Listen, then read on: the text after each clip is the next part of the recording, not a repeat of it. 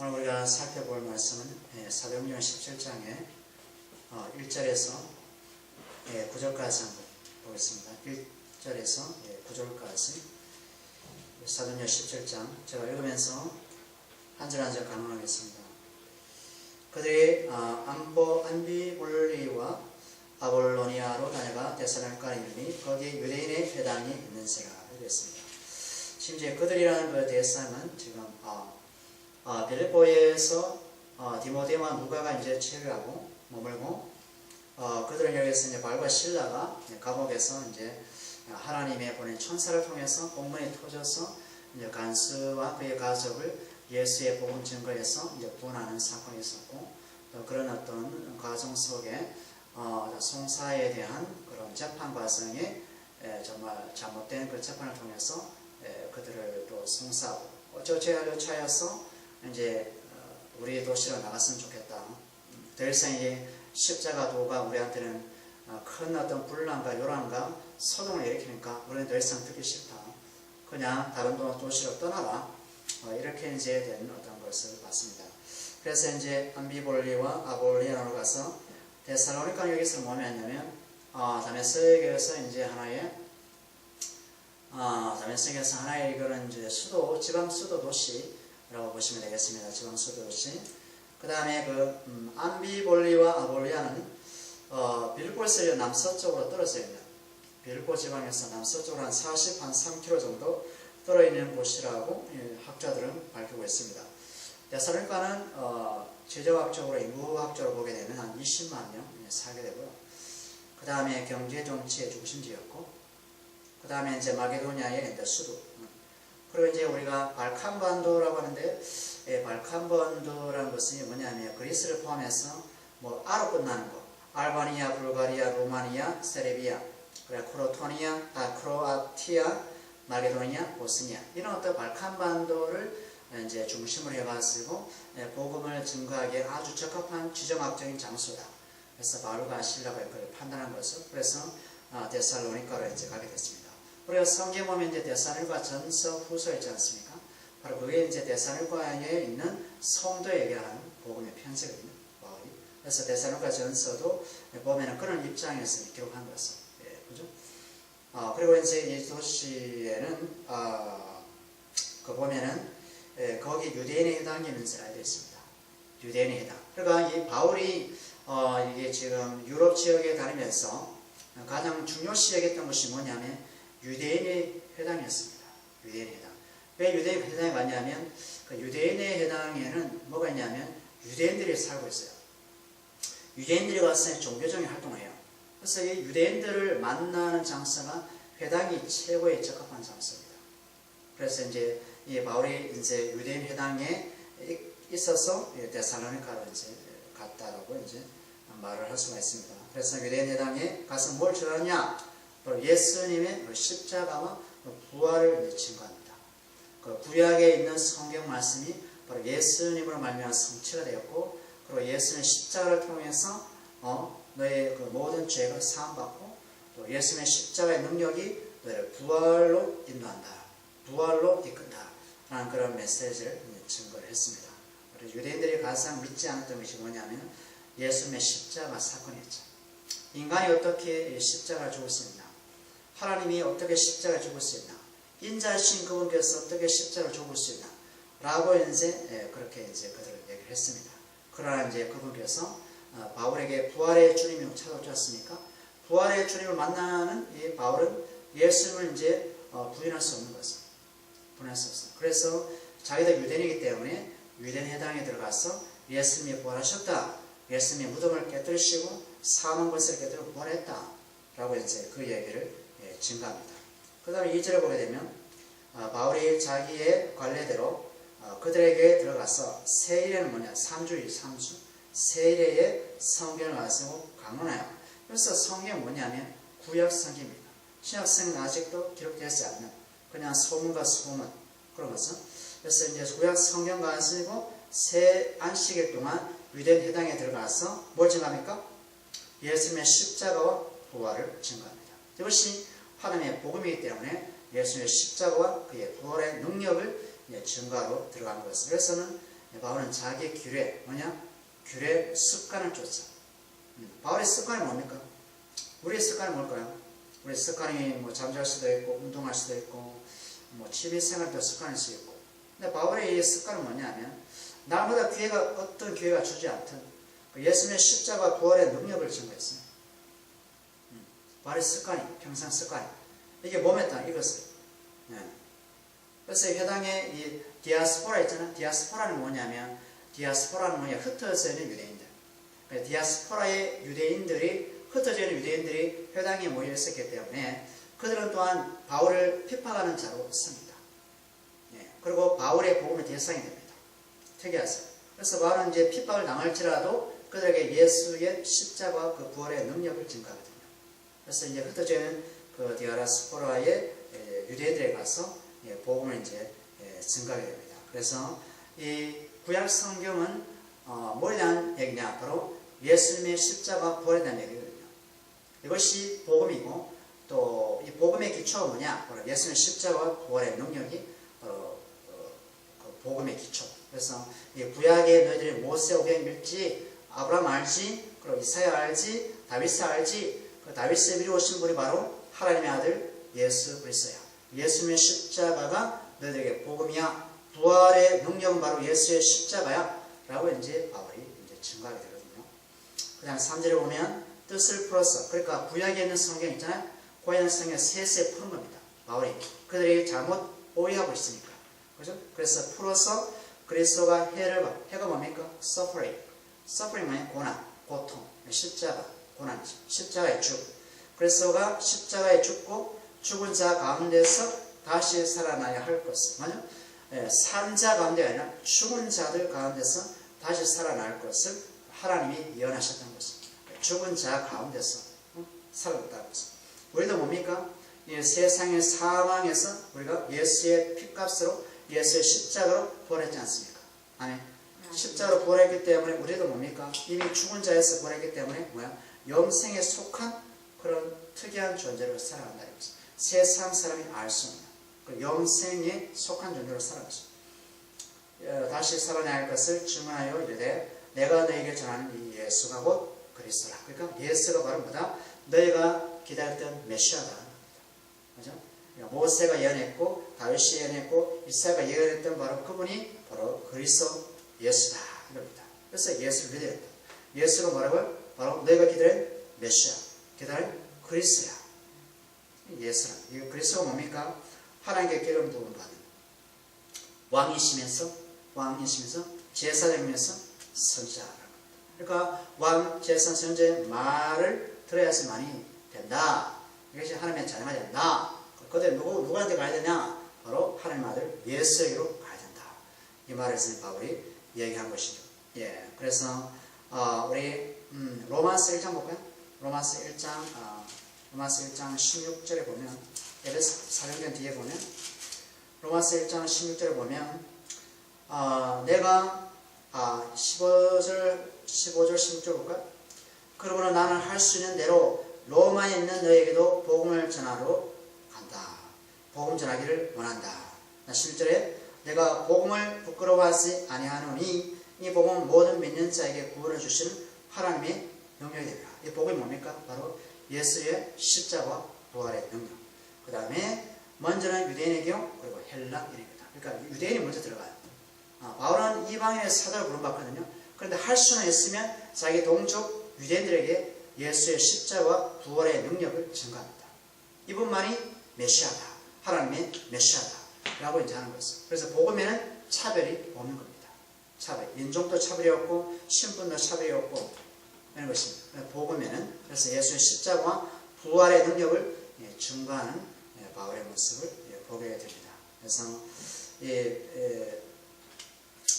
바울의 항상 복음의 초점은 그리스도의 십자가와 부활의 능력 이거에 대해서 이제 바울이 증거하게 됩니다. 그 다음에 다시 돌아왔어요.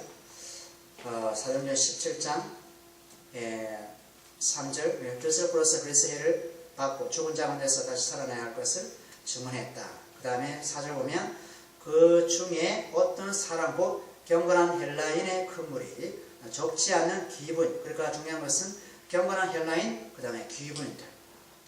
고위직책이죠. 고난을 받고 바울과 실라를 따른다. 이 뭐니까? 그 예수를 따른다는 거죠. 예수의 십자가 부활의 복음을 그들이 영접하게 된 것은.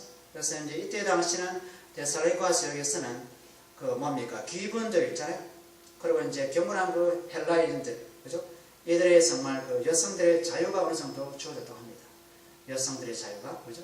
고대 시대에도 그만큼 데살로니가는 어떤 그런 로마의 통치 가운데 있었지만은 여성들에 대한 그 자유가 있었어요. 그래서 이제 복음을 들을 수 있는 기회가 생겼고, 또 하나님께서 정치적인 거 다 주관하십니다. 정치, 경제 이런 거다. 그래서 왜? 뭐 때문에? 그리스도의 십자가 부활의 능력을 증거하기 위해서, 하나님의 복음을 증거하기 위해서 모든 세상도 이제 다스려 나간다는 거죠. 그래서 뭐 북한은 왜 열리지 않느냐? 하나님의 뜻 가운데 열리고 있습니다. 하나님의 뜻 가운데. 우리는 열려서 복음 증거하기를 원했지만 하나님의 뜻 가운데서 그들을 지켜나가는 거고, 그죠? 하나님의 계획 속에서 김정일은 지금 독재 가운데 있도록 하나님께서 좀 하고 있어요. 그런데 하나님의 때가 되면 열릴 수도 있고 계속 닫힐 수도 있고 아무도 몰라요. 아무도 몰라요. 그러나 중요한 것은 하나님께서 역사, 경제, 문화, 정치를 다 주관한다는 겁니다. 중요한 것은. 자, 그 다음에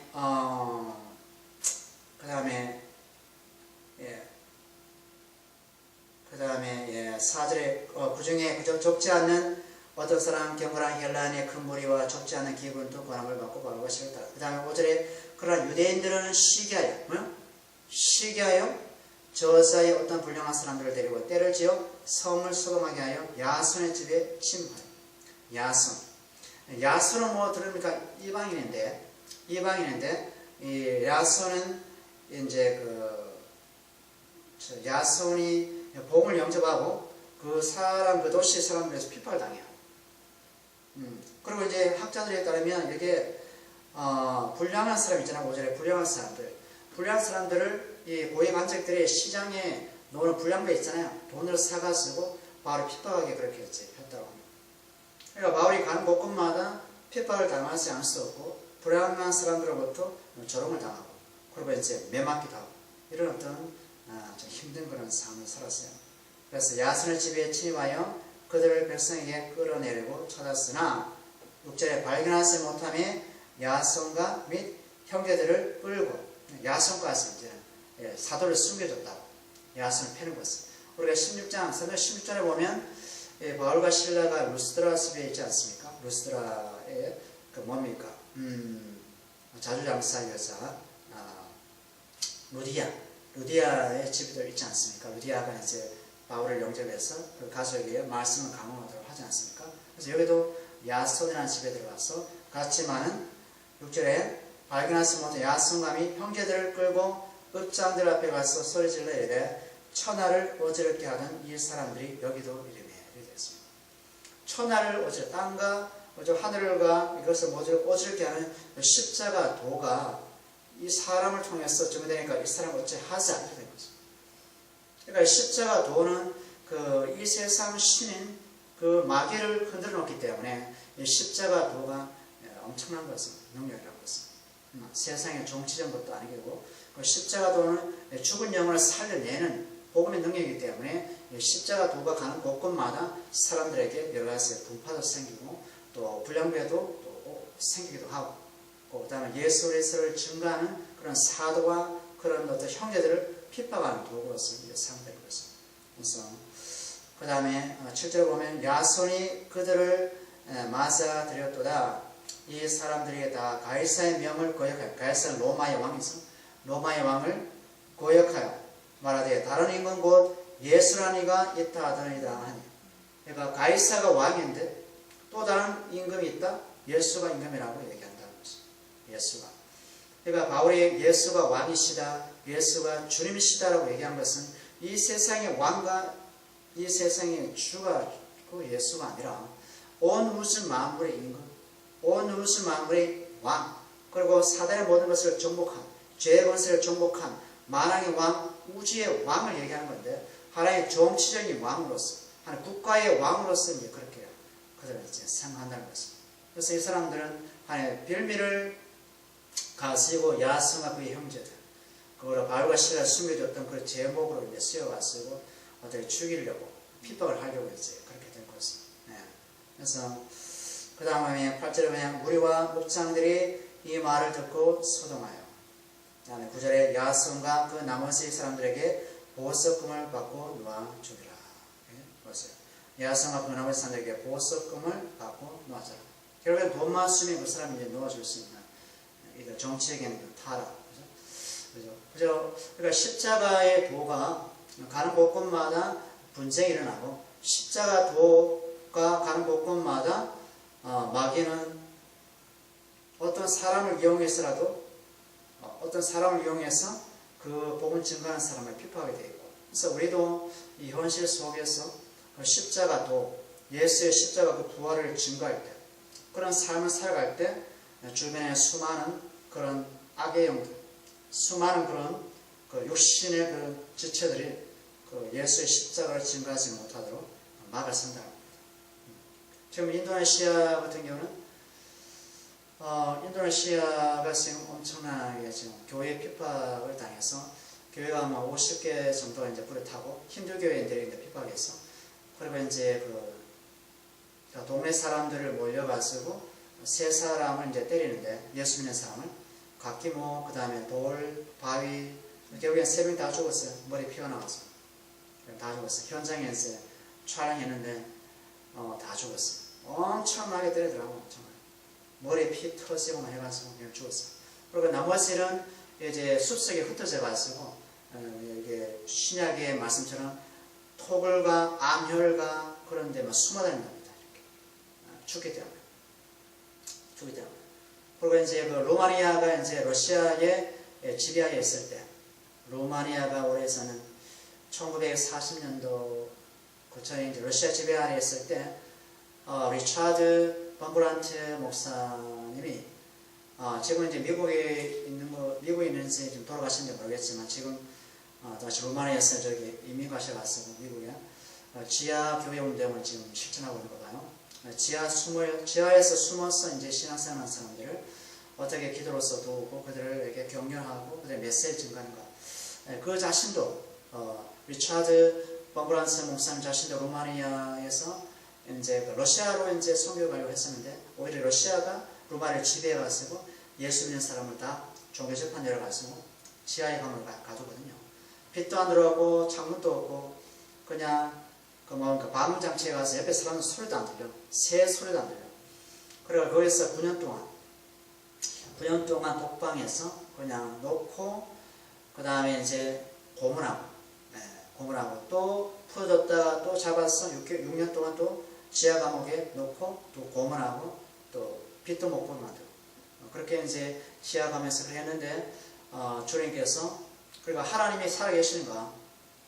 하나님께서 대답도 하시면 침묵하시니까 좀 하나님이 살아계시는가? 그때 이제 주님이 나타나셔가지고 너 이름 뭐냐? 내 이름 뭐냐? 라고 묻는다고 했습니다. 생문으로 증언한 건데 내 이름 뭐냐? 그러니까 나는 리차드 범브란트입니다. 라고 이렇게 하기에는 좀 굉장히 그 주님의 질문 자체가 굉장히 낯설었다고 합니다. 왜냐하면 하나님은 아담은 어디 있느냐? 라고 에덴 동산에 물었지 않습니까? 아담은 몰라서 묻는 거 아니잖아요. 하나님께서 천지를 창조하시는데 아담 어디 있냐? 이렇게 묻는 건 이상하죠. 왜 너는 숨어있냐? 그 말이거든요. 왜 너가 숨어있니? 뭐가 문제가 생겼어? 결국 죄잖아. 그죠? 그러니까 리차드 그 범브란트 목사님에게도 범브란트야 너 이름 뭐니? 우리 주님이 그분의 이름 몰라서 묻을까? 주님이 바울에게 나타났어요. 사울아 사울아 왜 너는 나를 핍박하냐? 그러니까 바울이 주는 누구십니까? 오히려 바울이 물었지 않습니까? 예수님 알고 있었거든요. 사울아 사울아 왜 너를 핍박하냐? 그러면 주님이 나타나셔서 범브란트야 내가 너 이름 알아? 이렇게 얘기했는데 범브란트 아니고 내 이름 뭐냐? 이렇게 물어요. 그래서 이제 가만히 고민했어요. 고민하다가 제 이름은 없습니다. I'm nothing. 나는 아무것도 없습니다. 그래, 너는 원래 아무것도 없는 거야. 너는 이미 나와 함께 죽었어, 2000년 전에. 너 이름 없어. 내가 너 안에 있는 거야. 너 이름 없다니까. 그래 주님이 사라졌어요. 그래서 거기서 엄청 은혜와 회개. 나는 이미 죽었는데 아직 내가 살아있구나. 거기서 이제 복음을 이제 지하강으로서 전파했다고 합니다. 고문당하면서. 결국에 이제 풀려나서 이제 지하에 숨어있는 우리 그리스도인들 성도를 위해서 지금 기도하고 그런 바울처럼 복음의 편지를 쓰면서 격려하고 주님은 살아계신다. 좀 참아라. 주님은 살아계신다. 고통 가운데도 참아라. 인내하라. 죽어도 주님 안에 죽는 것이다. 그래서 이제 그런 얘기 합니다. 그래서 바울과 실라가 이 데살로니가 지역에서 예수 그리스도의 복음을 증거하면서 우리 볼까요? 데살로니가전서 3장에 보면 이런 말씀이 있어요. 데살로니가 3장 3절에 보면 330페이지에 보면 데살로니가 3장 3절에 보면 아무도 이런 여러 환난 중에 흔들리지 않게 하려 함이라 이렇게 나오잖아요. 그죠? 이렇게 찾아본분한 것처럼 환난 중에 흔들리지 않게 하라. 우리가 이것을 위하여 세움을 받은 줄 너희가 친히 알지 않냐? 흔들리지 마라. 복음 때문에 흔들리지 마라. 4절에 우리가 너희와 함께 있을 때 장차 받을 환난을 너에게 미리 말했는데 과연 그렇게 된 것을 너희가 알지 않냐? 라는 것입니다. 예수 그리스도도 함께 고통당하시고 핍박당하고 조롱을 당했다. 예수께서 이런 말씀했지 않느냐? 너희가 말세에 가면 모든 민족이 너희를 환난 가운데 넘겨줄 것이고 너희를 죽이리라. 그때 믿음 있는 자를 보이느냐? 예수께서 말하듯이 내가 너에게 복음 증거하면서 예수의 십자가 부활의 능력을 증거하면서 반드시 예수 그리스도 이름 믿으면 영생이 있지만 그 뒤에는 복음에 의한 영광의 고난도 있다. 그래서 흔들리지 마라. 너희들은 이미 이겼다. 너희는 이미 죽었어. 예수 안에서 너희 이름은 없는 거야. 그리스도 이름만 있는 거야. 이겁니다. 우리 김아무개 아닙니다. 우리는 그리스도 이름입니다. 우리 이름 없어요. 우리 이름 없고 그리스도 이름으로 우리는 살아가는 존재이기 때문에 그죠? 사람들에게 이런 얘기를 해야 됩니다. 당신 이름은 없습니다. 당신은 이미 죽었습니다. 당신 이름은 그리스도인입니다. 그리스도로 사십시오. 이렇게 이제 가야 될 줄 믿습니다. 기도하겠습니다. 하나님 아버지, 우리 구주 예수님 십자가에 죽으신 것은 바로 나 자신의 죄와